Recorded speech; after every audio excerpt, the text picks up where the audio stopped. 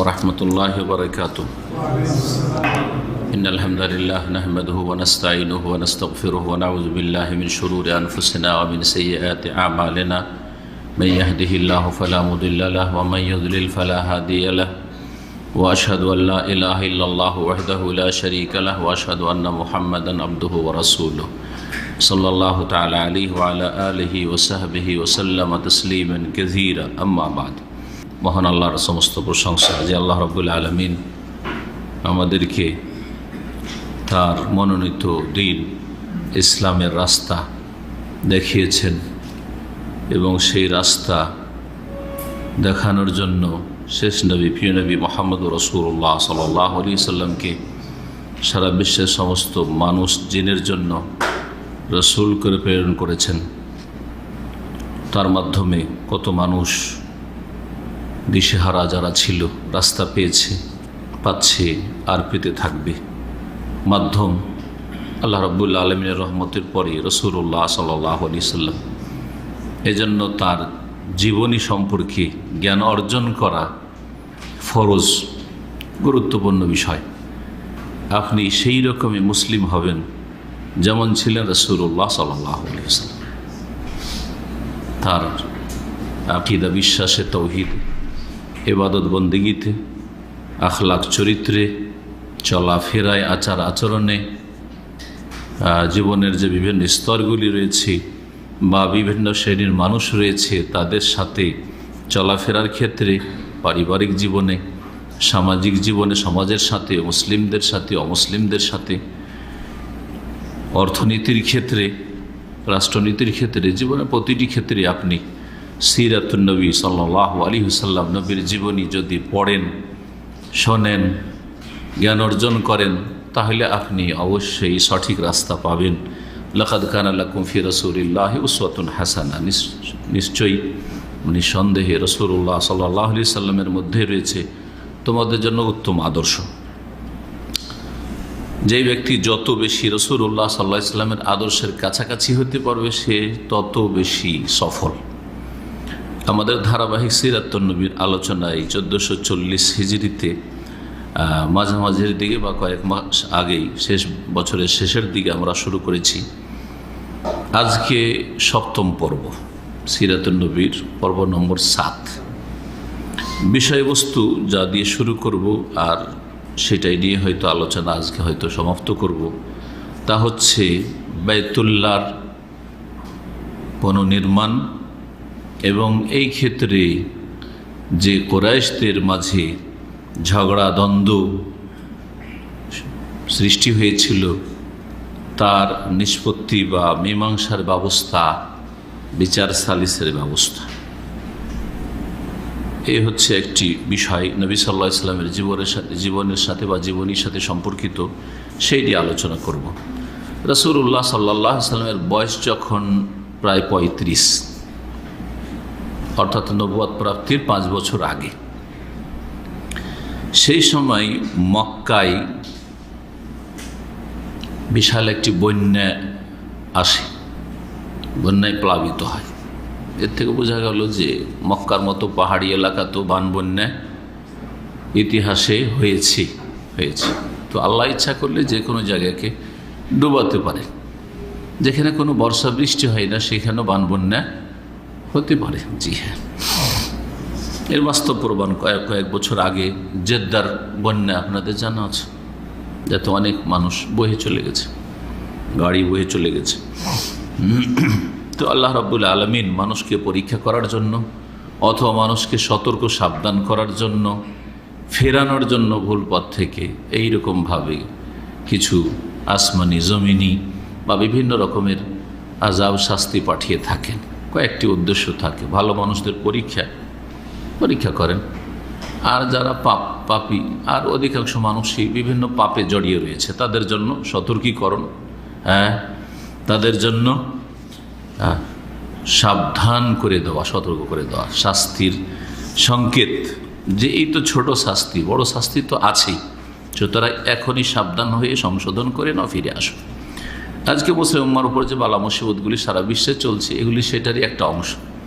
মুসলিমরা শুধু কথিত মুসলিম হয়ে আছে ইল্লা মাশাআল্লাহ, অল্প কিছু মুসলিম আছে যাদের হয়তো তৌহিদ ঠিক আছে, না হলে অধিকাংশ মুসলিমদের তৌহিদই ঠিক নেই।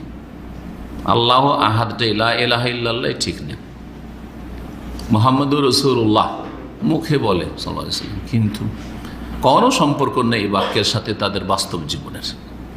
5 ওয়াক্ত সালাত নেই, জি খেয়াল খুশি যখন মনে হইল নামাজ পড়ে, জি আসল বিষয়গুলি তো নেই মুসলিম জীবন, যেগুলি করতে কোনো বাধা নেই। আপনার তৌহিদ ঠিক করবেন, শিরিক করবেন না, নবী সাল্লাল্লাহু আলাইহি ওয়াসাল্লামের সুন্নতের অনুসারী হবেন, আপনি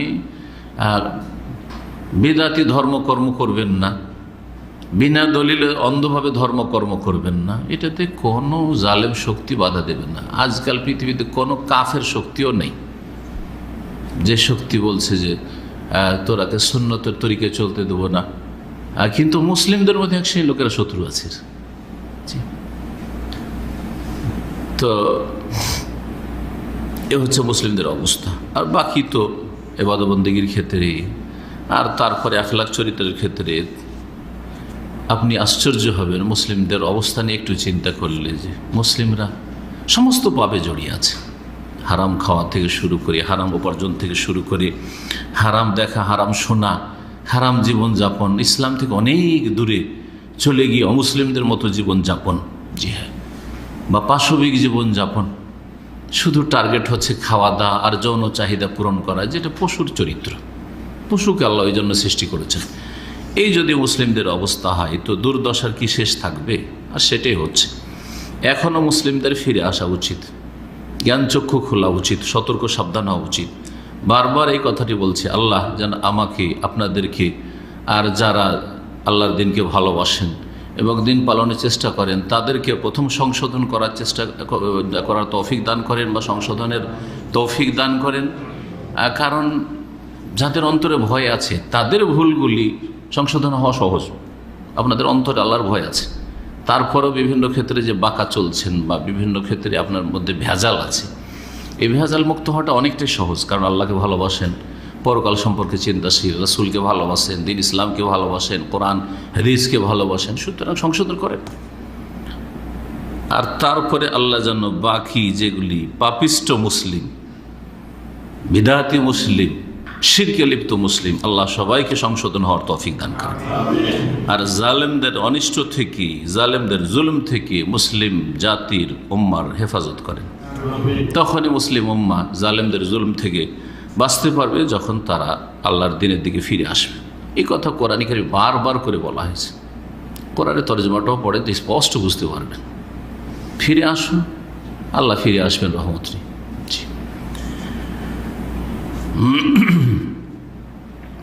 শুরু করি তাহলে। রাসূলুল্লাহ সাল্লাল্লাহু আলাইহি সাল্লামের যখন 35 বছর বয়স, তখন মক্কায় কি আসে? বন্যা আসে। সেই বন্যাতে আর তার আগে কাবা ঘরে আগুন লেগেছিল। এখনকার মতো নয় ব্যবস্থা, আর এখনকার মতো আপনার এইরকম নয় যে অনেক দূর পর্যন্ত ধরেন বাড়িঘর নেই। তখন কাবার চারিদিকে বাড়িঘর। আমরা এই আজকে থেকে 30-35 বছর আগে মদিনায় যখন প্রথম আসি, 31 বছর আগে প্রায়, তখন মসজিদ নবীর চারিদিকে একবার পুরাতন বাড়ি, যেই বাড়িগুলো আজকাল পুরাতন মহল্লাতে এখানে আপনি এই হাইউদ্দাওয়াসারে দেখতে পাবেন না, জীর্ণ শীর্ণ মাটির বাড়ি, এইরকম ধরনের বাড়িগুলো যেগুলো ভেঙে পড়ছে। তো এইগুলো থেকে যে কোনো সময় আগুন লাগা স্বাভাবিক বিষয়, যখন তখন আগুন লেগে যেত। আর 1400 বছর আগে কী অবস্থা ছিল চিন্তা করেন তাহলে। যখন না কোনো রাস্তা ছিল, না ঘাট ছিল, না কোনো ব্যবস্থা ছিল, তো তার আগে আগুনও লেগেছিল। আগুন লাগার কারণে এমনি কাবাঘর দুর্বল হয়ে পড়েছিল, আর তার সাথে সাথে বন্যা এসে কাবাঘর একবারে প্রায় নষ্ট হয়ে গেছিল। কুরাইশরা তখন চিন্তা ভাবনা করলো, কারণ ওরাই হচ্ছে মোতাওয়াল্লি, দায়িত্বশীল কাবার, কুরাইশদের যিনি সর্দার। আর সেই যুগে রাষ্ট্রীয় নেতৃত্ব ছিল না, গোত্রীয় নেতৃত্ব ছিল। মক্কার নেতা বা সর্দার কারা ছিল? কুরাইশরা, কুরাইশদের যিনি সর্দার তিনি। তো কুরাইশরা চিন্তা ভাবনা করলো যে এই কাবা ঘরকে পুনর্নির্মাণ করা যাক। পুনর্নির্মাণ করবে, কিন্তু ও প্রায় সব মানুষেরই রুজির উৎস হচ্ছে হারাম। সব হারাম আয় ইনকাম করছে। তখনকার মুশরিকেরাও আজকালকার অনেক মুসলিম চাইতেও এই ক্ষেত্রে যে আল্লাহর ঘর বানাবো সচেতন, যে আল্লাহর ঘরে যাতে হারাম পয়সা না লাগানো হয়। আজকাল হারাম পয়সা দিয়ে মসজিদ তৈরি হচ্ছে, মসজিদের চাঁদা দিচ্ছে হারাম পয়সা থেকে। তামাকের ইনকাম, মদের ইনকাম, না হয় সুদ ঘুষের ইনকাম, না হয় বিড়ির ইনকাম, না হয় সিগারেটের ইনকাম, না হয় জুয়ার ইনকাম, না হয় কারো বেঈমানি আত্মসাৎ করা, বিভিন্ন রকমের হারাম ব্যবসা, সেগুলো থেকে আয় ইনকাম করে কি করছে? ইন্স্যুরেন্স কোম্পানি, জুয়া কোম্পানি থেকে ইনকাম, হ্যাঁ, সুদী ব্যাংক থেকে ইনকাম, তারপরে দান খেরাত করছে কিছু মসজিদে, মাদ্রাসায়, এতিমখানায়, ইসলামী প্রতিষ্ঠানে, হ্যাঁ, মাদ্রাসা, আমাদের অধিকাংশ মাদ্রাসাগুলি চলছে, তাতে বড় বড় পয়সাওয়ালারা ওই হারাম পয়সাই দিচ্ছে, কারণ তাদের অধিকাংশ রুজির উৎস হচ্ছে হারাম। অল্প কিছু হালাল থাকতে পারে, 60% কারো হয়তো হারাম নয়, কিন্তু অধিকাংশ রুজির উৎস হচ্ছে হারাম, যেটা বর্তমান অবস্থা মানুষের। তখন হারাম খেত মক্কার কাফের মুশরিকরা, তারা মুসলিম নয়, কাফের মুশরিকরা হারাম খেত, হারাম উপার্জন করত, কিন্তু তারা সজাগ ছিল কমপক্ষে এতটুকু যে কাবা ঘর তৈরি করব, এত একটা বড় পবিত্র কাজ করব, সওয়াব নেকির কাজ করব, তাতে একটা পয়সা যেন হারাম না ঢুকে। হারাম পয়সা দিয়ে কাবা ঘর, আল্লাহর ঘর বাইতুল্লাহ তৈরি করব না, এটা ছিল তাদের সিদ্ধান্ত। ঘোষণা করে দিল যে কালেকশন হচ্ছে, দান খেরাত করবে, কিন্তু হালাল পয়সা ছাড়া একটা হারাম পয়সা দিবে না। হালাল ইনকাম থাকে তাহলে দাও, না হলে হারাম পয়সা দিবে না, কেউ একটা হারাম পয়সা এতে ঢোকাবে না। সেই যুগের হারাম উৎস যেগুলো ছিল ইনকামের, তার একটি ছিল বেশ্যাবৃত্তি। বড় বড় পয়সাওয়ালারা দাসীদেরকে দিয়ে বেশ্যাবৃত্তি করা। তো আজকাল তো স্বাধীন মহিলাদেরকে ব্ল্যাকমেল করে উঠিয়ে নিয়ে চলে যাচ্ছে, বিক্রি করে দিচ্ছে, দালালরা নিয়ে গিয়ে, তারপরে জবরদস্তি উঠিয়ে নিয়ে চলে যাচ্ছে, তারপর বেশ্যাখানাতে বেশ্যাবৃত্তিতে বাধ্য করছে, আর কত কি। অনেক মেয়েরা স্বেচ্ছায় চলে যাচ্ছে পতিতালয়ে। কিন্তু তখনকার এই দিকটাও একটা খেয়াল করেন আপনি, আর এগুলো বড় শিক্ষণীয় বিষয়, যে তখনকার যুগে জেনা ব্যভিচার যারা করত তারা দাসী হইতো, স্বাধীন মহিলারা জেনা ব্যভিচার করতো না, অথচ তারা কাফের মুশরিক ছিল, কাবার চারিদিকে 360টা মূর্তি পূজা করত। এই বিষয়টা রাসূলুল্লাহ সাল্লাল্লাহু আলাইহি ওয়াসাল্লামের সিরাত জীবনী পড়লে আর বেশ কিছু হাদিস পড়লে উপলব্ধি করতে পারবেন। সবচেয়ে একজন খারাপ মহিলা ছিল সেই যুগের মুশরিকা, কিন্তু স্বাধীন মহিলা। খারাপ মানে ইসলামের শত্রুতাই খারাপ মহিলা ছিল, কিন্তু আল্লাহ তাকে হেদায়েত নসিব করেছেন, সেজন্য আর খারাপ বলবো না, কিন্তু খারাপ ছিল। সে ছিল আবু সুফিয়ানের স্ত্রী। নাম কি ছিল জানেন? হিন্দ নাম ছিল, হিন্দ। কিন্তু আমাদের দেশের লোকেরা যেহেতু হিন্দ বলে না, মেয়েদের নাম কি বলে? হিন্দা। না, হিন্দা করে দেয়। নাম ওর ছিল কি? হিন্দ। হিন্দের ঘটনা জানা আছে আপনাদের। সে কি করেছিল? ওহুদের যুদ্ধে কাফেরদের পক্ষ থেকে আবু সুফিয়ান তার স্বামী, প্রধান ব্যক্তি সেই যুদ্ধের কাফেরদের পক্ষ থেকে, প্রধান সেনাপতি খালিদ বিন ওয়ালিদ ওই দিক থেকে স্বামীর সাথে এসছিল, ইসলাম মুসলিমদের বিরুদ্ধে লড়াইয়ে অংশ নিয়েছিল। মহিলারাও সহযোগিতা করত, কাফেরদের মহিলারা আসতে তো মুসলিম মহিলারা সহযোগিতা করত পর্দার মধ্যে থেকে বেশ কিছু ক্ষেত্রে যেগুলো করা সম্ভব। তো এই মহিলা কি করেছিল জানা আছে? যখন হামজা রাদিয়াল্লাহু তাআলা আনহা শহীদ হয়ে গেলেন, কে তিনি?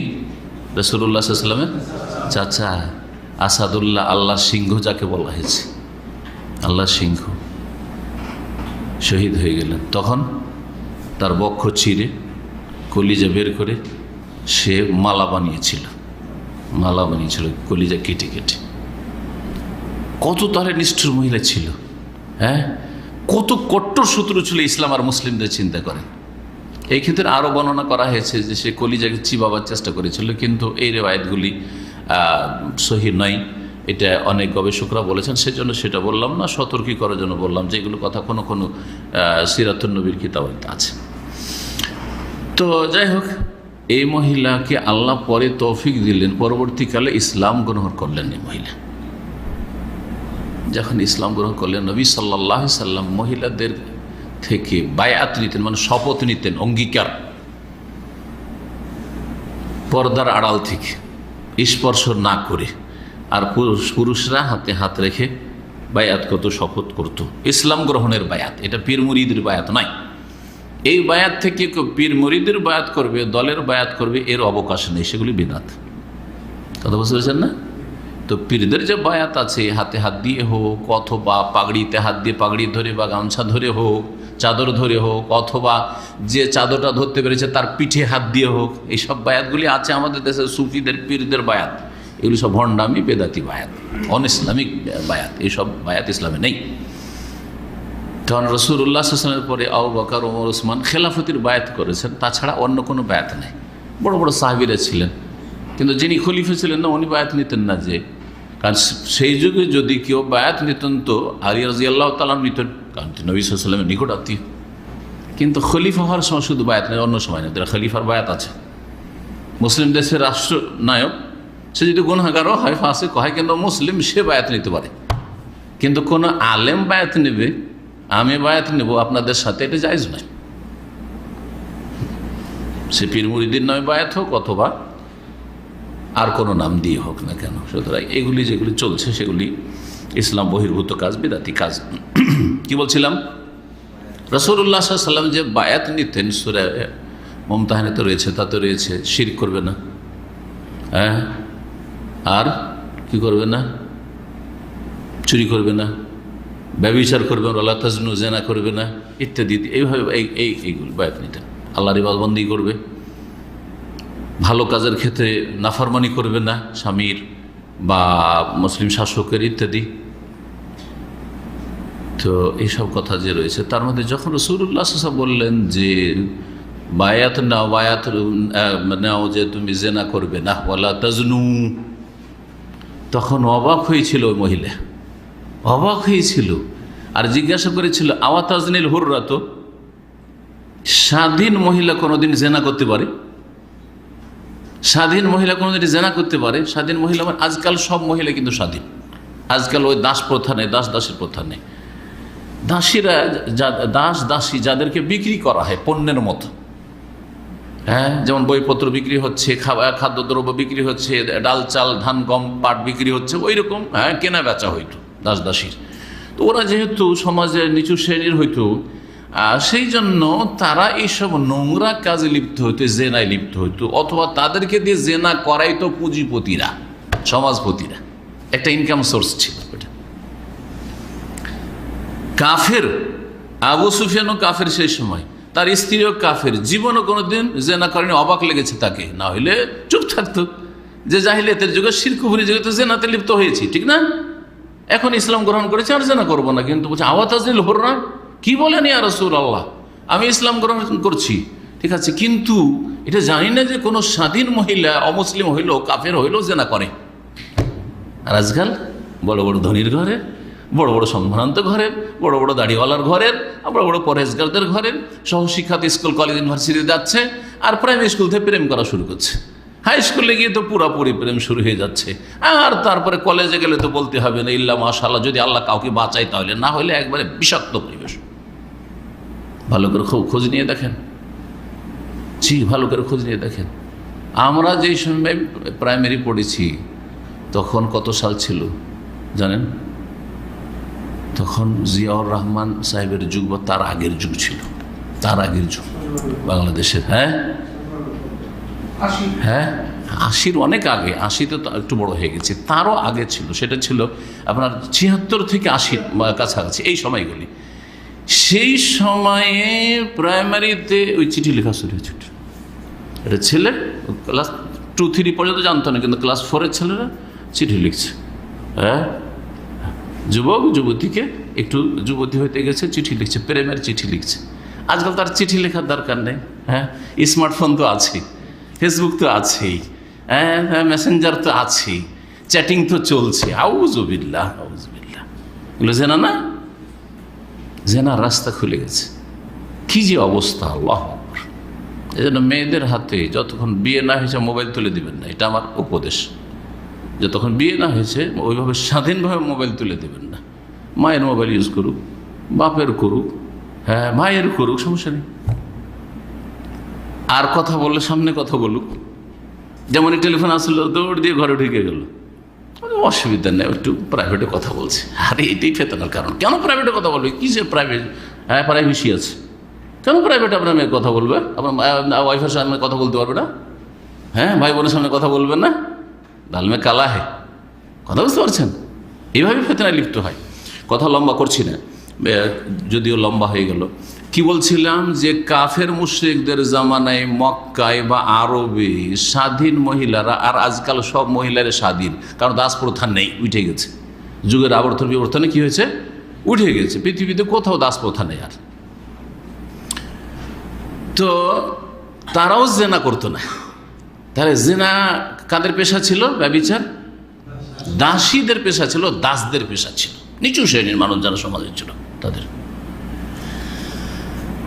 তো করতো কি, মক্কার পয়সাওয়ালারা বা সমাজপতিরা কিছু দাসী রেখে নিত, আর তাদেরকে দিয়ে কি করতো?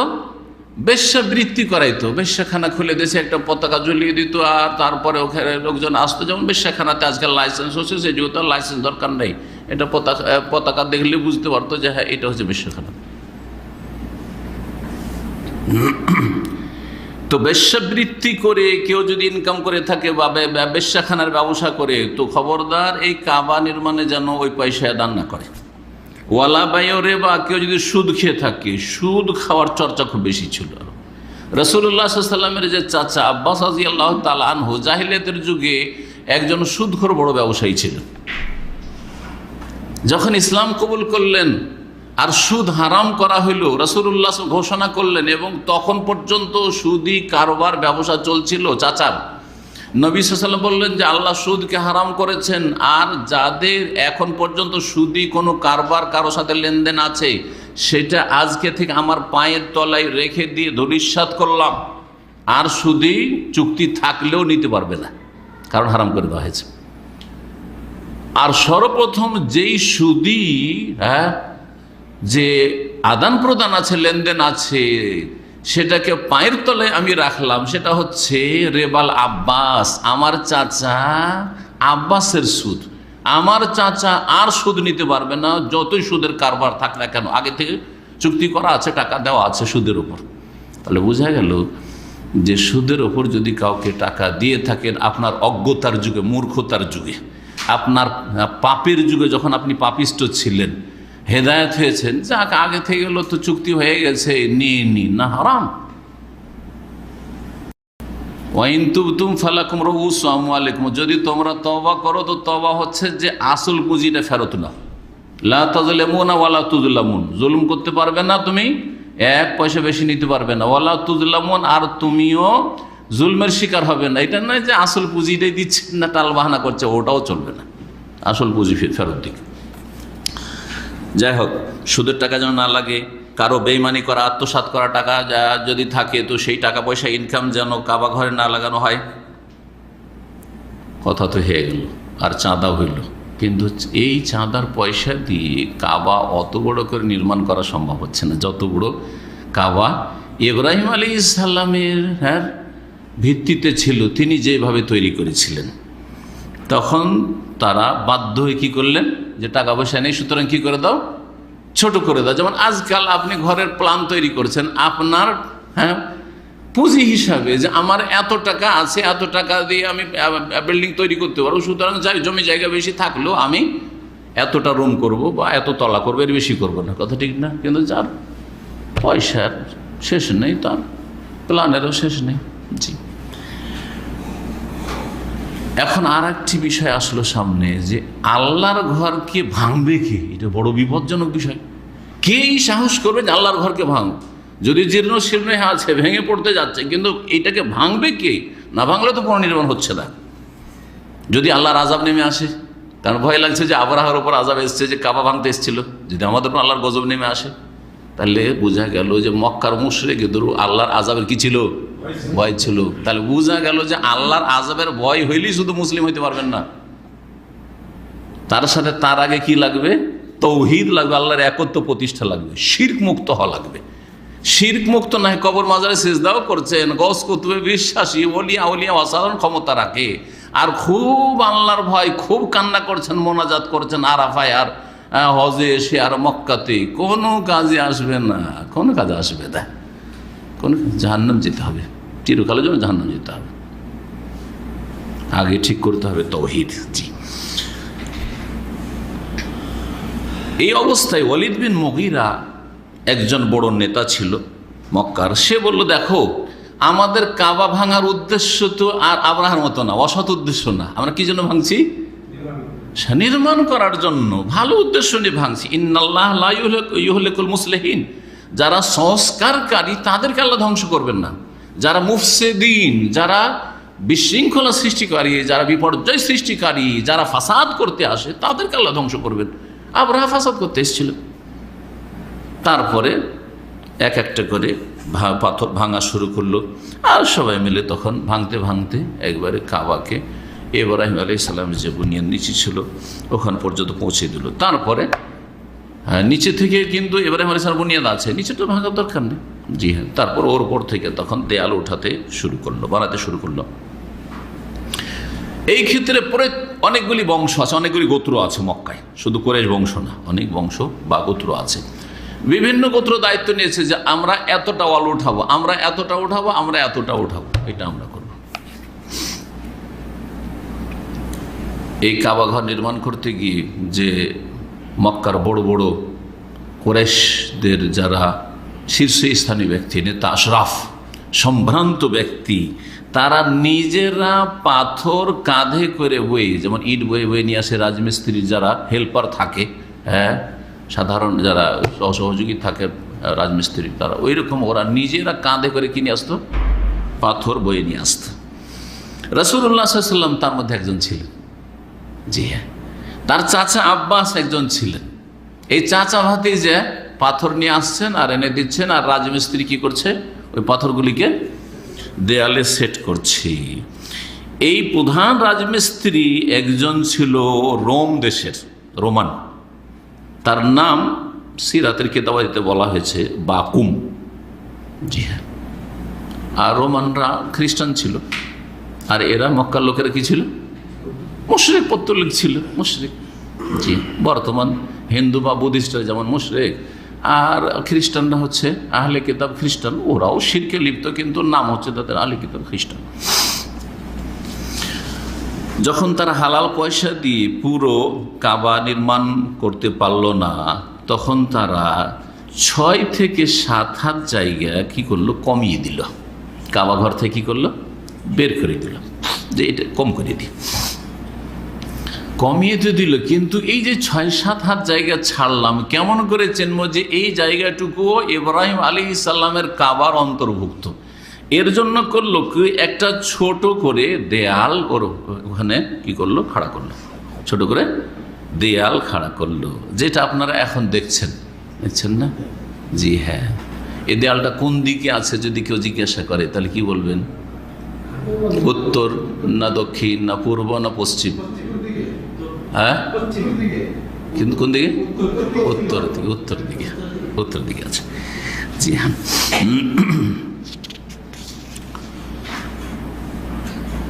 মদিনার দিকে, উত্তর দিকে মানে কোন দিকে? মদিনার দিকে অথবা শামের দিকে। যেদিকে মদিনা সেদিকে হচ্ছে শাম দেশ, আর দক্ষিণ দিক হচ্ছে ইয়ামান। জি, তো এই 6 হাতের মতো জায়গা বের করে দেওয়া হলো, আর ওখানে একটা ছোট দেয়াল তৈরি করে দেওয়া হলো, যাতে করে বোঝা যায় যে এটাও কাবার অংশ ছিল। এই অংশটুকুকে হাদিসের ভাষায় কি বলা হয়েছে? হাতিম। একটা নাম হচ্ছে হাতিম, আর একটি নাম আছে হিজর, আরেকটি নাম হচ্ছে হিজর, হিজর অথবা হাতিম। জি হ্যাঁ, কোনো ঘেরা জায়গাকে হিজর বলা হয়। হাজারে হাজর মানে এটাকে ঘিরে নেওয়া, তো ওই জায়গাটিকে যে ঘিরে রাখা হয়েছে ওর নাম হচ্ছে হিজর। অনেকে আজকাল বলে হিজরি ইসমাইল বলে, হ্যাঁ, কিন্তু এটা শুধু হিজর। হাদিসে হিজর বা হাতিম এসছে। রাসূলুল্লাহ সাল্লাল্লাহু আলাইহি ওয়াসাল্লাম যখন মেরাজ থেকে ফিরে এসেছিলেন, এর সাথে কথাটি বলে দিই, আর এসে বলে রাতারাতি ফিরে চলে আসলেন। এসে অবাক করার মতো ঘটনা, এটা কেমন করে হয়? একজন মানুষ রাতে 1 মাসের রাস্তা গিয়েছে, 1 মাসের রাস্তায় যাওয়া আসতে 2 মাস লাগে, শুধু বাইতুল মুকাদ্দাস প্যালেস্টাইন যেতে আর রাস্তায় 2 মাস লাগে। আবার ওখান থেকে বলছেন 7 আকাশের ওপর গেছি, আর যাওয়ার পরে আল্লাহর সাথে কথা বলেছি, আবার 5 ওয়াক্ত সালাত নিয়ে এসেছি, ইত্যাদি, জান্নাত জাহান্নাম দেখেছি। এইসব কথা যখন শোনার রাসূলুল্লাহ সাল্লাল্লাহু আলাইহি ওয়াসাল্লাম, মক্কার কাফেররা কুরাইশরা কি করলো?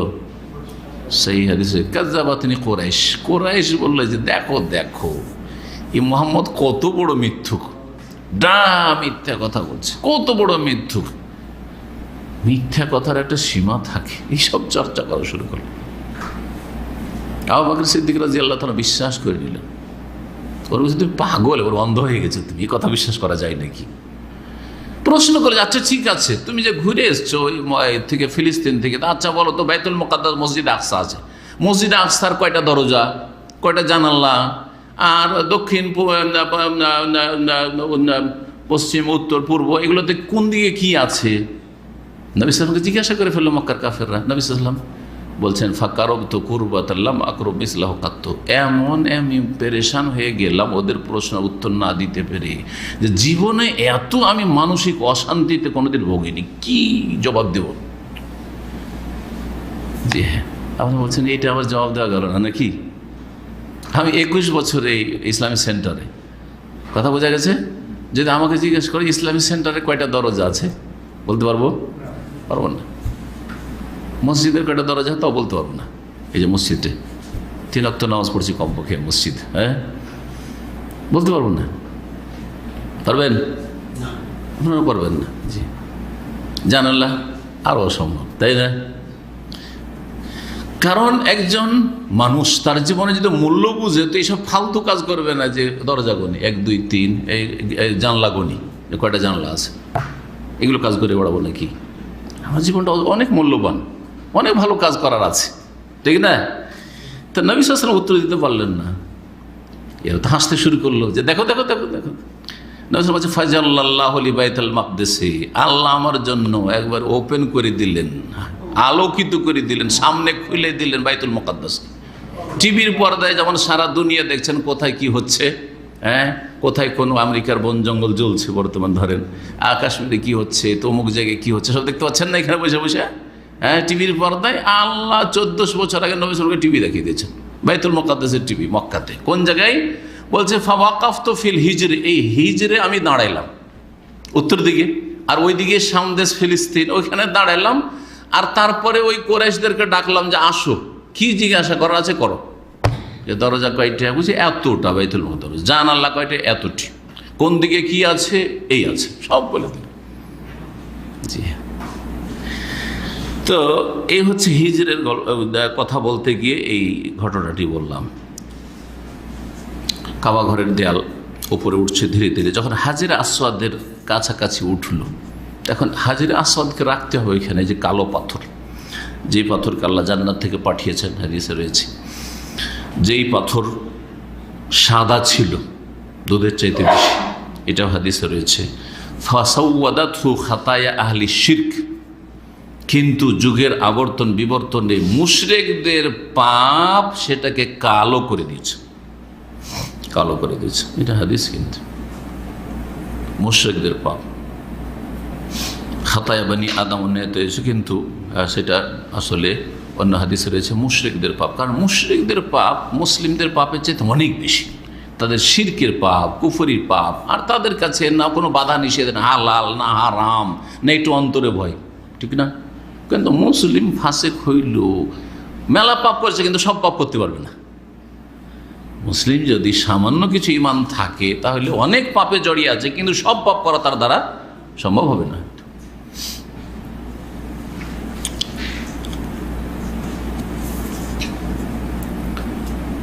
তো এখন এই হাজরে আসওয়াদকে কে এখানে সেট করবে?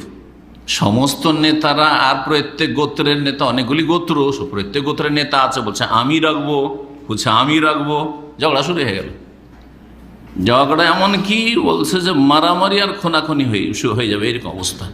এই ঝগড়া 4 থেকে 5 দিন চলতে থাকে, রক্তাক্ত লড়াই হয়ে যাবে, এরকম পরিস্থিতি তৈরি হয়ে গেল হারামের ভিতরে, ওইখানেই। এক গোত্র আর এক গোত্রকে খুন করে দেবে, এরকম অবস্থা। হঠাৎ করে আবু ওমাইয়া ইবনে মুগীরা মখজুমি, বানু মখজুম গোত্রের মক্কার একজন নেতা এবং খুব জ্ঞানী ব্যক্তি, প্রজ্ঞাবান ব্যক্তি, সে বয়োজ্যেষ্ঠ মানুষ ছিল। সে একটি প্রস্তাব পেশ করল, প্রস্তাব যে এইটা করলে হয় না, এইসব ঝগড়া না করে, মারামারি না করে, কি যে আগামী দিনে ফজরের আগে, ভোরের আগে, রাত্রি কে আগে সেখানে ঢুকতে পারে, যে আগে সে আল্লাহর ঘরে কাবার কাছে আসতে পারবে, সে এই পাথরকে কি করবে, রাখবে। মসজিদের মানে মসজিদে হারামের দরজা দেখি আগে ঢুকতে পারে। সবাই মেনে নিল যে ঠিক আছে, সবাই চেষ্টা করলো। আপনাদের যদি এরকম একটা প্রতিযোগিতা বলা হয় তো সবাই কিন্তু চেষ্টা করবেন যে এই আজকের রাত্রে তাহাজ্জুদে কে আগে উঠতে পারে। ধরেন একটা প্রতিযোগিতা আপনাদের, আর আপনারা সবাই প্রতিযোগিতা অংশ নিলেন। এমনি অংশ নেবেন না, ফিরি ফিরি অংশ নেবেন না, কিন্তু যদি 500 রিয়াল রেখে দেওয়া যায়, রাগ করবেন না কিন্তু, এমনি কি করবেন, উঠবেন। জীবনে অভ্যাস নেই, কি তাহাজ্জুদে উঠবেন, ফজরে উঠতে পারেন না অনেক, কি আর ফজরে তাহাজ্জুদে উঠবেন। কিন্তু যদি বলা হয় যে ফজরে নামাজ তাহাজ্জুদে যে আগে উঠে যাবে, আর মসজিদে ধরেন মসজিদে তাহাজ্জুদ, আর মসজিদে পয়সা বান্ডিল নিয়ে বসে আছে, যে আগে ঢুকবে তাকে 500 রিয়াল বা 5000 রিয়াল। 500 রিয়াল অনেকে হয়তো আসবেন না, ধরে ঘুম ছেড়ে 500 রিয়ালের জন্য যাবো না, কিন্তু 5000 রিয়াল ধরেন, হ্যাঁ 2-3 মাসের বেতন, অনেকে আসবে। হ্যাঁ, দু একজন ব্যতিক্রম, সেটা আলাদা কথা, যে আমি পয়সার অত লোভী না, কিন্তু আপনার মতো লোক ওইটা আছে। তো যাই হোক, সুবহানাল্লাহ, নবী সাল্লাল্লাহু আলাইহি ওয়াসাল্লাম এই কথাই বলেছেন যে সবচেয়ে ভারী নামাজ মুনাফিকের জন্য এশার নামাজ, ফজর নামাজ। কিন্তু তারা যদি জানে যে খুব সুন্দর সুন্দর 2টা করে পায়া দেবে, মিরমাতাইনে হাসানাতাইনে, খুব স্পেশাল 2টো করে নিহারি পায়া দেওয়া হবে এশার নামাজে আর ফজর নামাজে, লা শাহেদ আল এশা, তো অবশ্যই এশাতে আসবে মুনাফিকরা। এটা মুনাফিকের চরিত্র। জি, যে আপনি আখিরাতের ভয়ে, মরণের ভয়ে, মরণের পরে জীবনের ভয়ে আপনি ফজরে আসেন না, 5 ওয়াক্ত নামাজ পড়ছেন না, আর দুনিয়ার গরজে অনেক কিছুই করছেন, সব কিছু কুরবানি করে দিচ্ছেন আপনি, আপনার কফিলকে রাজি করার জন্য কত পাপ করে দিচ্ছেন, হয়তো যে কোনো কিছু করতে প্রস্তুত আছেন আপনি, কিন্তু আপনি আল্লাহকে রাজি করার জন্য আপনার কোনো ফিকির নেই। কেমন ইমান আপনার? যে তো যে আগে আসতে পারবে সেই এই কাজটি করবে। সবাই একমত হয়ে গেল, আল্লাহর ফয়সালা ছিল, কেউ আগে আসতে পারেনি। প্রথম ব্যক্তি যিনি মসজিদে হারামের দ্বার দিয়ে প্রবেশ করছেন তিনি হচ্ছে রাসূলুল্লাহ সাল্লাল্লাহু আলাইহি ওয়াসাল্লাম। যেমনই প্রবেশ করেছি, অন্যরা দূর থেকে দেখি, আরে প্রথম ব্যক্তি মোহাম্মদ, বলছে যে হাজাল আমিন রাদিনাহু, এ হচ্ছে আল আমিন, একে আমরা পছন্দ করি, এ আমাদের মনোনীত ব্যক্তি। হাজা মোহাম্মদ, ইনি হচ্ছেন প্রশংসিত ব্যক্তি। যখন এটা হয়ে গেল যে যাক, মুহাম্মদ সাল্লাল্লাহু আলাইহি সাল্লামকে দিয়ে কি করা হবে, এই পাথর সেট করা হবে। মুহাম্মদ সাল্লাল্লাহু আলাইহি সাল্লাম ভাবলেন যে সবাই একটু একটু করে অংশ নেই, আল্লাহ তাকেও যে এই যে ক্ষমতা দিয়েছেন, যেই ক্ষমতা সবার নেই, হয়তো আপনি হইলে হয়তো ঠিক আছে, আমি আগে আসতে পেরেছি, আমি রেখে দিলাম। সবাই কিন্তু ফেল করে তাকালো, তাদের মনটা অনেকের খারাপ হবে যে আমরা হাজরে আসওয়াদটা ছুঁইতে পেলাম না, তাই না? কিন্তু রাসূলুল্লাহ সাল্লাল্লাহু আলাইহি ওয়াসাল্লাম বললেন যে একটা চাদর নিয়ে আসো। চাদর নিয়ে আসা হইল, আর তারপরে সেই বড় চাদরটাতে হাজরে আসওয়াদটা রেখে দেওয়া হইল। হাজরে আসওয়াদ রেখে দিয়ে প্রত্যেক গোত্রের লোকদেরকে বলা হলো, বা তাদের নেতাদেরকে বলা হলো যে আপনারা এক এক দিকে চাদরটা ধরে নেন, কেউ এই দিক, কেউ ওই দিক, কেউ ওই দিক, এই চাদরের চারিদিক সব বিভিন্ন গোত্রের যারা এই সর্দার আছে তারা ধরে উঠান।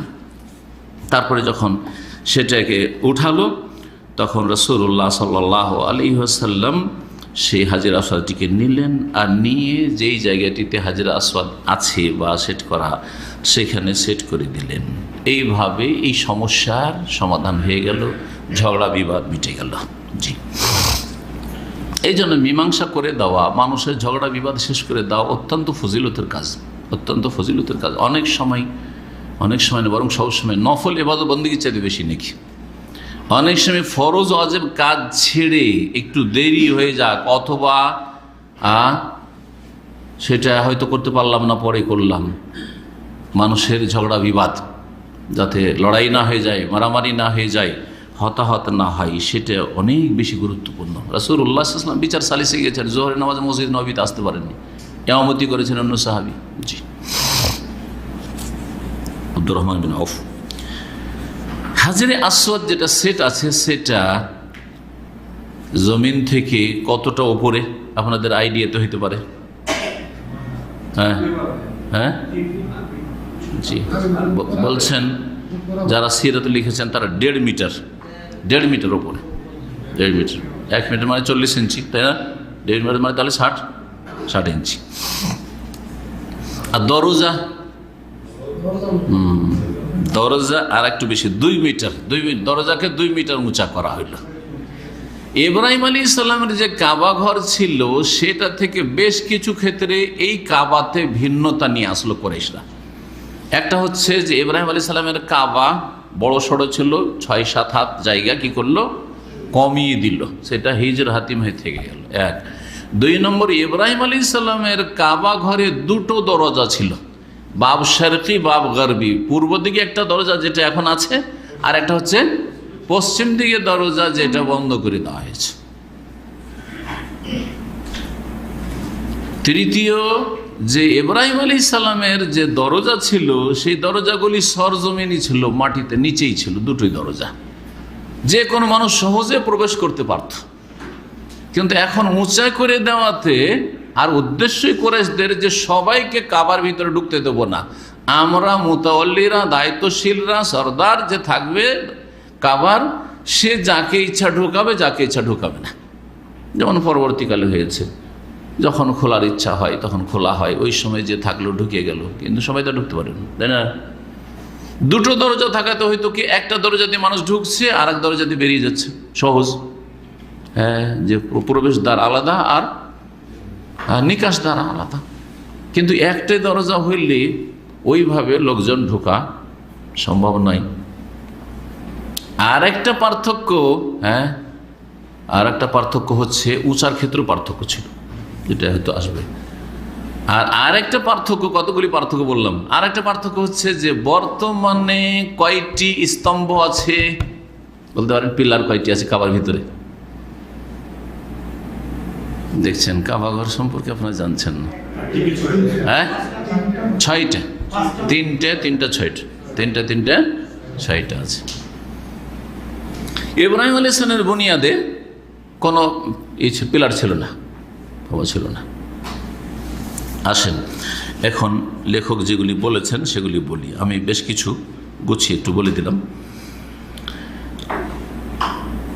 দেয়াল যে উঁচা করা হলো, সেটা 18 হাত করা হলো। তাহলে দেওয়াল কতটা উঁচা? কাবার বর্তমান দেওয়াল, এটাই কুরাইশদের বুনিয়াদের উপর আছে। বর্তমান যেটা কায়েম আছে সেটা হচ্ছে কুরাইশদের যেটা কাবা নির্মাণ, তার ওপর কায়েম আছে, 18 হাত। ইব্রাহিম আলাইহিস সালাম বুনিয়াদে কত ছিল? ওয়াকানাত আলা নিসফি মিনজার, এর অর্ধেক ছিল। তার মানে দেয়াল অনেক নিচে ছিল, 9 হাত ছিল, 9 হাত ছিল মাত্র। কাবার ভিতরে এখন রয়েছে সিত্তাতু আমেদা, যেটা কুরাইশরা করেছে, 6টি পিলার। জি, ফি সাফাইনে, 2 লাইনে, মানে 3টে করে, 3টে 6টা পিলার, 6টা খুঁটি। আর ছাদটা কোথায় আছে? 18 হাত দেওয়ালের উপরে, কিন্তু ছাদ নেই। 3 হাত নিচে নামিয়ে কি আছে, 15 হাত পরে ছাদ আছে। এটা অনেকে জানেন না, এই জন্য তাহলে 3 হাত পর্যন্ত কি আছে, গভীরতা আছে ছাদে, কাবার ছাদে। ইতিপূর্বে অর্থাৎ ইব্রাহিম আলাইহিস সালামের বুনিয়াদে ওয়াকানাত মিন ক্বাবল বিদুন সাকফিন, ছাদ ছিল না, শুধু ঘেরা ছিল দেয়াল। কাবা ঘর মানে দেয়াল চারিদিকে, জি, প্রাচীর। ওয়ালা আমুদ, আর স্তম্ভ খুঁটিও ছিল না। তো বেশ কিছু পার্থক্য হয়ে গেল, যা আজকে জানতে পারলেন কাবা ঘর সম্পর্কে। এই ছিল আমরা ধারাবাহিক যে আলোচনা করি, যে কিতাব থেকে নিয়মিত আল্লামা শেখ সফিউল মোবারক ফুরি রাহিমাহুল্লাহ তাআলা, যিনি আমার দীর্ঘ সময়ের ওস্তাদ, তার কাছে লেখাপড়া করেছি, অনেক উপকৃত হয়েছি রহমতুল্লাহ আলাইহি। আর তারপরে যখন মদিনায় আসলাম লেখাপড়ার জন্য, তার কাছ থেকে লেখাপড়ার পরে, তো তার আগেই উনি মদিনা ইউনিভার্সিটিতে গবেষণা ডিপার্টমেন্টে উনি চলে এসেছিলেন গবেষক হিসাবে। তো আমাদের আগে উনি মদিনা এসেছিলেন, আর মদিনায় ওনার বাসাতে মাঝে মধ্যে যেতাম, উনি চা খাইতেন। জি, আমাদের ওস্তাদেরা চা খায়, কথা বলছেন না? জি হ্যাঁ। আর পীরেদেরকে আপনারা নজরানা দেন, আপনারা বকশিস দেন। এটাই হচ্ছে পার্থক্য, এটা হচ্ছে পার্থক্য। আমরা আপনাদের নজরানা নিই না, আমরা ওস্তাদদের কাছ থেকে সহিহ আকীদা আলেম ওলামা ওস্তাদ থেকে এটাই শিখেছি। জি, তো এই ছিল আলোচনা। কিছু আর আলোচনা আছে যেটা আল্লামা শেখ নাসির আলবানী রহমতুল্লাহ আলাইহির একটি খুব সুন্দর কিতাব আছে, সিরাত মানে নবীর জীবনের উপর, সহিহ সিরাতুন নববিয়্যাহ, সহিহ সিরাতুন নবী। এতে বিভিন্ন হাদিস এবং আসারগুলি তিনি উল্লেখ করেছেন, সহিগুলি। তো ওখান থেকে কিছু ভালো ভালো কথা থাকলে মাঝে মাঝে পড়ে শোনাই। তো আজকে সময় থাকলে দু একটি কথা আপনাদেরকে শোনাই 10 মিনিটের মধ্যে। আল্লাহ রাব্বুল আলামিন এই কাবা ঘরের নির্মাণ সম্পর্কে সূরা আলে ইমরানের আয়াত নম্বর 96-97 ইরশাদ করেছে, ইন্না আউওয়ালা বাইতি উযিয়া লিন-নাস, নিশ্চয় সর্বপ্রথম যে গৃহ ঘর, উযিয়া লিন-নাস, যা মানব জাতির উদ্দেশ্যে কি করা হয়েছে, তৈরি করা হয়েছে। তাহলে কাবা ঘর কার জন্য তৈরি করা হয়েছে?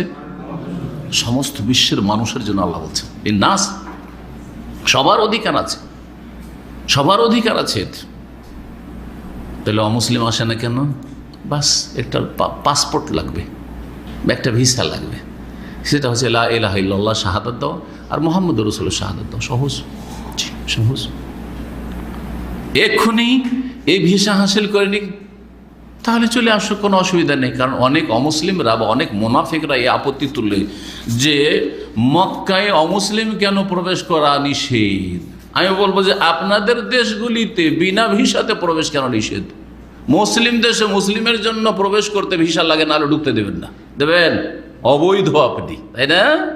ফেরত পাঠানো হবে আপনাকে, হ্যাঁ, ধরে আপনাকে বন্দি করা হবে, আপনি আইন লঙ্ঘন করেছেন। মুসলিম দেশে যাচ্ছেন, কোনো দেশে ভিসা লাগে না? ভিসার কত জটিলতা। দেবে? বাংলাদেশে পাসপোর্টে জানতো, হ্যাঁ, কোনো ইউরোপের দেশে অত সহজে ভিসা লাগবে? কত পায়তারা করে মানুষ যাচ্ছে, কত টাকা খরচ করে। আর মক্কা আসার জন্য 1 পয়সা খরচ লাগে না, কোনো ফিস লাগে না। বলেন আশহাদু আল্লা ইলাহা ইল্লাল্লাহ ওয়া আশহাদু আন্না মুহাম্মাদান রাসূলুল্লাহ, ঢুকেন ঢুকেন। এভাবে জবাব দেবেন তাদেরকে। তারা যে বিষয়গুলি মানছে সেগুলি বলে তাদেরকে ক্ষান্ত করবেন। আর কোরআন হাদিসের কথা যদি বলেন, তো কোরআন হাদিসে তারা বিশ্বাসী নয় যে ইন্নামাল মুশরিকুনা নাজাস ফালা ইয়াকরাবুল মাসজিদাল হারাম বাদা আমিহিম হাযা, এ কথা বিশ্বাসী তারা? কোরআন আয়াতে বিশ্বাসী নয়, কিন্তু যুক্তিতে বিশ্বাসী। তোমরা তাই করছো, বরং তোমাদের কাছে আরো এই বিষয়টি আরো জটিল। আমাদের কাছে জটিল না, খুব সহজ। তো সমস্ত মানুষের জন্য আল্লাহর এই ঘর, বরং আল্লাহ সূরা হজে বলেছেন যা আল্লাহু লিন-নাসি সাওয়াআনিল আকিফু ফিহি ওয়াল বাদ, এই ঘরকে আমি এমন করেছি যাতে সমান অধিকার রয়েছে আল আকিফ ওয়াল বাদ, যারা মক্কায় অবস্থানকারী, মক্কার নাগরিক বা মক্কার একামা হোল্ডার, আর বাইরে থেকে কেউ এসছে, বিদেশ থেকে এসছে বা বিভিন্ন অঞ্চল থেকে, সারা বিশ্ব থেকে এসছে, সবার সমান অধিকার। মক্কার লোকের এই অধিকার নেই যে আপনি আগে ভাগে গিয়ে কাবার এমামের পিছনে আপনি জায়গা পেয়ে গেছেন, এই সরো, তোমরা কেন এখানে, তোমরা দূরে থাকো, ভিড়ের সময় তোমরা কেন এখানে, তোমরা বাইরে থাকো, এই অধিকার নেই। সবার সমান অধিকার রয়েছে। সাওয়াআনিল আকিফু ফিল বাদ, সাওয়াআনিল আকিফু ফিহি ওয়াল বাদ, দূর থেকে আসুক আর কাছে থেকে আসুক। যেই ঘর কোথায় রয়েছে? লাল্লাযী বিবাক্কা, যেটা মক্কায় রয়েছে। মক্কার একটি নাম হচ্ছে বাক্কা, মুবারাকান, এই ঘর হচ্ছে বরকতময়। ওহুদাল লিল আলামিন, বিশ্বজাহানের জন্য হেদায়েতের মাধ্যম, হেদায়েতের মাধ্যম। মক্কা গেলে, আল্লাহর ঘরে জিয়ারত করলে, আল্লাহর ঘরের তওয়াফ করলে, হজ উমরা করলে ঈমান যে কত তাজা হয়। একজন মানুষ সত্যি আন্তরিক হয়ে ইখলাসের সাথে যদি এই ঘরের জিয়ারত করে আর আল্লাহর ইবাদতবন্দি করতে যায়, তাহলে তার পরিবর্তনটা বুঝতে পারবে। শুধু তাই না, মানসিক অশান্তি আছে, হ্যাঁ, শারীরিক অশান্তি আছে, সেখানে যান, অনেকটা হালকা হয়ে যাবে, অনেক হালকা হয়ে যাবে। সুবহানাল্লাহ। ঘটনা শোনাবার সময় নেই, কিন্তু এরকম অনেক সময় দেখেছি অশান্তি। যান একবার জিয়ারত করে আসেন, ভালো করে অন্তর খুলে দোয়া করে আসেন, অন্তর খুলে সেখানে তওয়াফ করে ইবাদতবন্দি করে আসেন, সালাত আদায় করে আসেন, মানসিক শান্তি ফিরে আসবে। আপনার শারীরিক অসুস্থতা আছে, হালকা হবে। সুবহানাল্লাহ, এগুলি পরীক্ষিত বিষয়। কারণ নিজের কথা বললে অনেক সময় রিয়াকারি চলে আসতে পারে, অথবা কার কথা বললে, সেই জন্য দরকার নেই, ওটা থাক।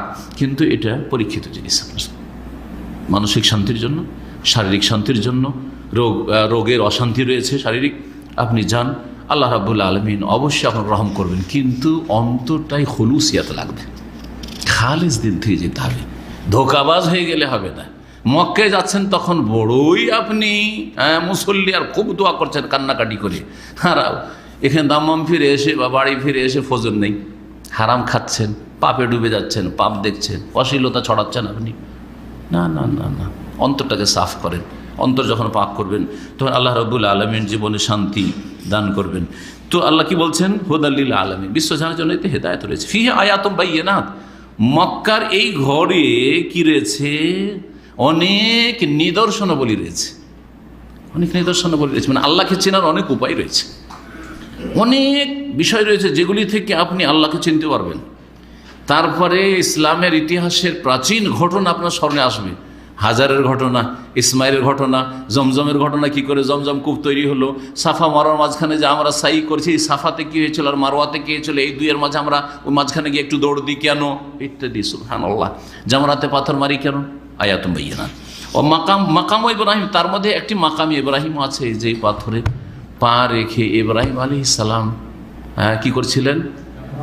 দেয়াল উঠাচ্ছিলেন, কাবা ঘর নির্মাণ করছিলেন, আর ছেলে ইসমাইল একটা করে পাথর এনে দিচ্ছি বাপ বেটাতে, একজন রাজমিস্ত্রি আর একজন হচ্ছে তার সহযোগী হেল্পার এনে দিচ্ছেন। ওয়াই ইয়ারফা ইব্রাহিমুল কাওয়াইদ মিনাল বাইত ওয়া ইসমাইল রব্বানা তাকাব্বাল মিন্না ইন্নাকা আনতাস সামিউল আলিম।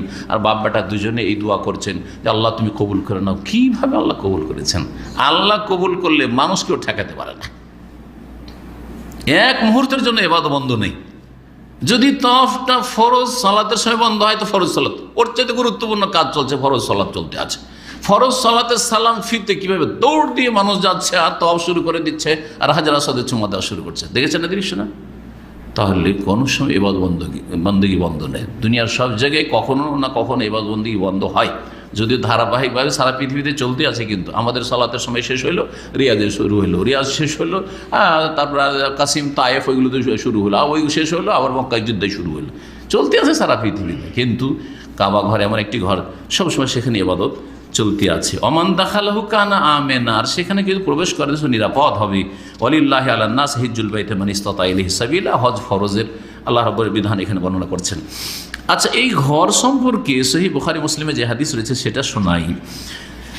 আবু যার রাদিয়াল্লাহু তাআলা বর্ণনা করছেন যে কুলতু ইয়া রাসূলুল্লাহ, আমি বললাম একবার, হে আল্লাহ রাসূল, আইয়ু মসজিদিন উযিয়া আউয়াল, কোন মসজিদ সর্বপ্রথম নির্মিত হয়েছে? কাল আল মসজিদুল হারাম, প্রথম মসজিদ তৈরি হয়েছে কোনটি? মসজিদে হারাম। কুলতু সুম্মা ইউ, তারপরে কোনটি? কাল আল মসজিদুল আকসা, তারপরে হচ্ছে মসজিদে আকসা মানে বাইতুল মুকাদ্দাসের মসজিদ। কুলতু কাম বাইনাহুমা, এই দুইয়ের মাঝে কতটা ব্যবধান ছিল সময়ের? কাল আরবাউনা সানা, 40 বছর। 40 বছর মসজিদে হারাম সর্বপ্রথম ঘর, তার মানে তার আগে এই জমিনে কোনো মানুষের বাড়ি ঘর তৈরি হয়নি।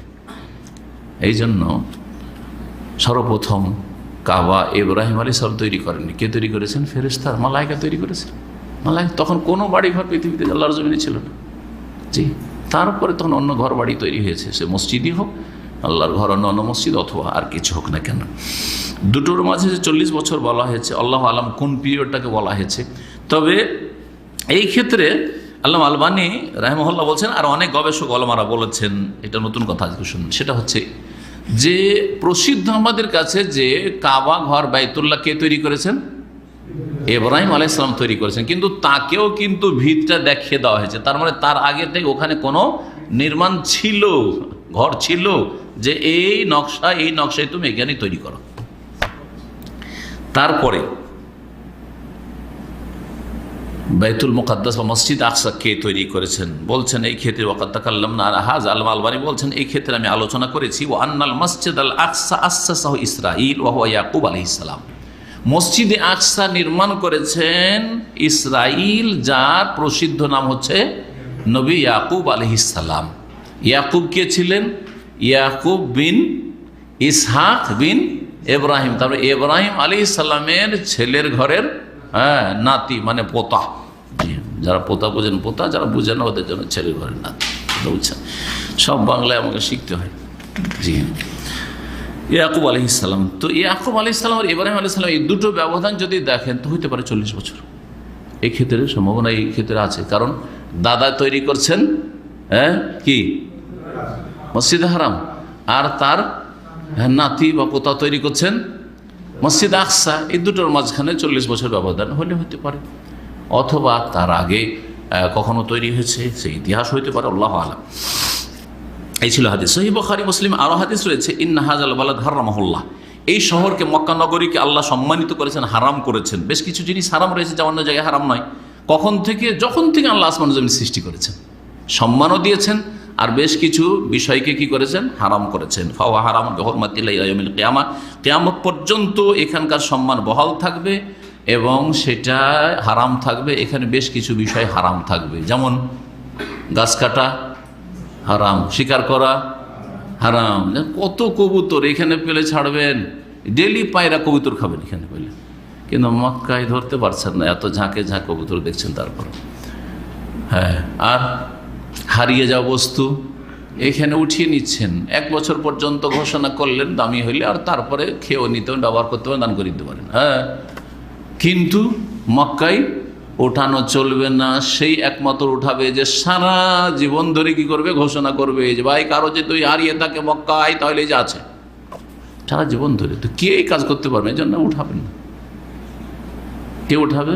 মক্কার লোকেরা। ওখানে একটা কাউন্টার আজকাল করে দেওয়া হয়েছে হারামের এক পাশে, ওখানে গিয়ে জমা করে দেন আপনি কোনো কিছু হারানো বস্তু পেলে। আর আপনারও কিছু হারিয়ে যায় তো ওখানে গিয়ে তলাশ করবেন, পেয়ে যাবেন। এটা দুনিয়ার ফায়দা। তো বললাম আমি, একাধিক ভাইদের এরকম হয়েছে, একামা হারিয়ে গেছে আর বেচারা খুব পেরেশান আছে। আমি তাকে পরামর্শ দিলাম যে এখানে একটা কাউন্টার আছে, যান। একবার নিয়েও গেলাম এক ছেলেকে, আর যাওয়ার পরে বলে ঠিক আছে, তোর নামটা লিখে দিয়ে যাও, পরে যোগাযোগ করিও। সকালবেলা এরকম হয়েছে, বিকালবেলা যাচ্ছে বা তারপরের দিন তো একামা পেয়ে গেছেন।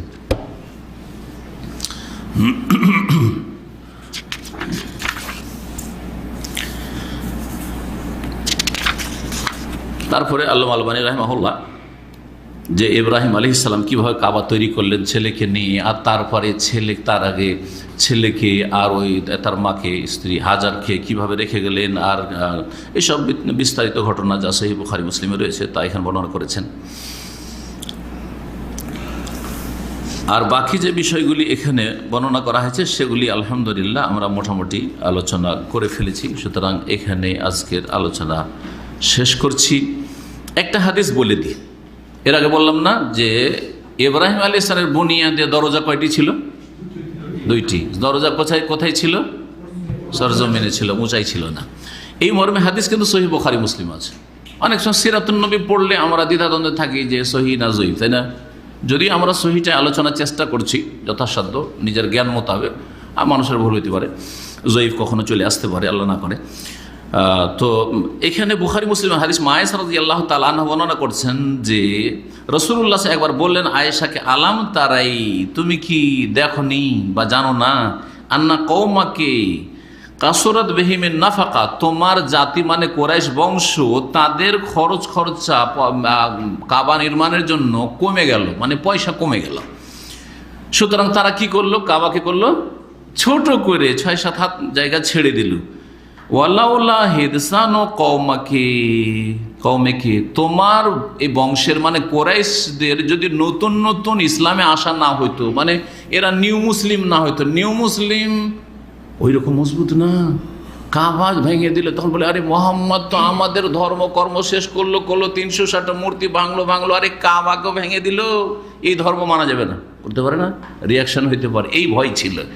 যদি এই ভয় না থাকতো, এরা নিউ মুসলিম সব নতুন মুসলমান হয়েছে মক্কা বিজয়ের সময় তাদের অধিকাংশই, লানাকাদুল কাবা, তাহলে এই আশঙ্কা না থাকলে কাবাকে আমি ভেঙে ফেলতাম।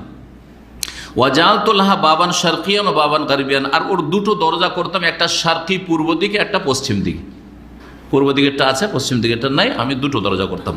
ও আদখালতু ফিহাল হিজর, আর ওতে হিজরকে ঢুকিয়ে দিতাম, মানে এই জায়গাটাতে 6-7 হাত যে জায়গায় হিজর হাতিম ছেড়ে দিয়েছে, এটা কি করতাম? কাবার অন্তর্ভুক্ত করে দিতাম। এই হাদিসটা প্রখ্যাত সাহাবী আব্দুল্লাহ বিন জুবাইর রাদিয়াল্লাহু তাআলা আনহু জানা ছিল। তিনি কয়েক বছরের জন্য মক্কার খলিফা হয়েছিলেন উমাইয়া বংশের যুগে। আব্দুল মালিক বিন মারওয়ান তখন তাদের রাজধানী কোথায় ছিল উমাইয়াদের, কি বলতে পারেন? না, দামেস্কে, শাম দেশে দামেস্কে।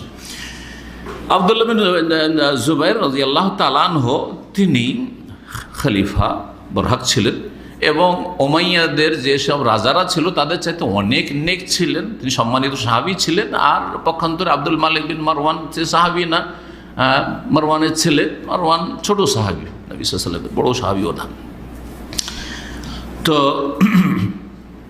ইবনে জুবাইর রাদিয়াল্লাহু তাআলা আনহু যখন খলিফা হইলেন তার রাজধানী ছিল মক্কা। তিনি দেখেন শাম দেশ তো ওরা দখল করে আছে, আর মক্কার মদিনা যেহেতু তার দখলে চলে এসছে, তখন তিনি কি করলেন? রাজধানী করলেন কোথায়? মক্কায়। নবী সাল্লাল্লাহু আলাইহি ওয়াসাল্লামের জামানায়, আবু বকরের জামানায়, ওমরের জামানায়, উসমানের জামানায় রাজধানী কোথায় ছিল? মদিনায় ছিল। আলী রাদিয়াল্লাহু তাআলার জামানায় রাজধানী কোথায় ছিল? কুফা।